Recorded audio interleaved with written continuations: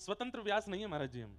स्वतंत्र व्यास को तो ऐसा स्वरूप है कि आज कथा विश्राम भाई 4 दिन और रुक जाए, वरना है मुझको तो 1 घंटा भी कोई पता चल जाए ना इन पर खाली है तो वहां सोन मत देवदारी के उठाओ, यहाँ के संग फोटो खींचो, या यहाँ बुलाओ, यहाँ फीता कटवाओ, यहाँ पे दीप जलवाए लो, यहाँ पे ये करवाओ। अब एक दिन खाली है तो वाकई इतने सारे काम आए गए। परसों को दिन भी खाली है तो वहां में 3-4 अलग अलग प्रांतन में जानो है, और फिर वहां से मैंने कही कि आराम से आके आराम करूंगा, नैमिषारण्य में कथा कर लेंगे, सुबह 6 बजे नैमिषारण्य पहुंचेंगे हम। तो महाराज जी को आज सुबह फोन आया, बोले कथा ही 10 बजे थे सुबह। मैंने की मतलब 2 दिन की परेड के बाद भी सुबह नहीं मिले, वो जाते ही फिर वहां कथा करनी है।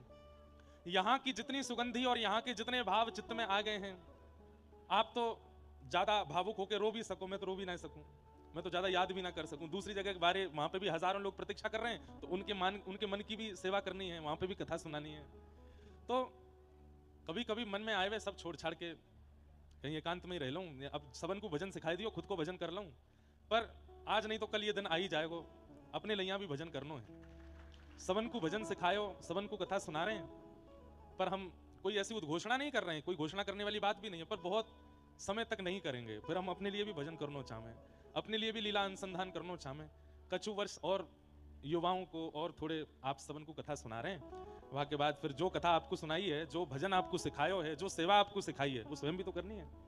तो फिर स्वयं के लिए एकांत चाहिए। फिर आप सब लोग पिछली कथान से ही आनंद लियो, हम एकांत में रह के फिर ठाकुर जी की सेवा भजन भाव सब करेंगे।